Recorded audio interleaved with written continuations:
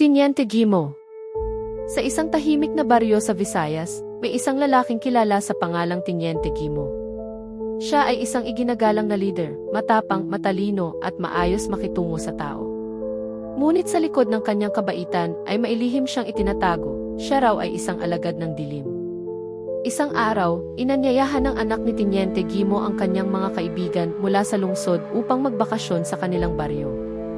Isa sa mga ito ay si Clarita, isang mabait at masayahing dalaga. Masaya ang pagtanggap sa kanila, may handang pagkain, kwentuhan at pagtatawanan. Pagsapit ng gabi, napansin ni Clarita na tila kakaiba ang paligid. Tahimik ang buong baryo at pakiramdam niya ay may mga matang nagmamasid sa dilim. Nang mahimbing na ang lahat, nagising siya sa kakaibang tunog. Maingat siyang tumingin sa siwang ng bintana at laking gulat niya sa kanyang nakita. Nasa gitna ng bakuran si Teniente Gimo, kasama ang ilang taga-baryo. May dala silang katawan ng tao, isa sa kanyang mga kaibigan. Kinakatay nila ito at naghahanda ng kakaibang putahe. Nanlambot si Clarita sa takot, ngunit tiniis niya ito upang makaligtas. Kinaumagahan, nagkunwaring wala siyang alam at agad na umalis pabalik sa lungsod. Pagbalik niya, ikinuwento niya sa mga tao ang kanyang karanasan.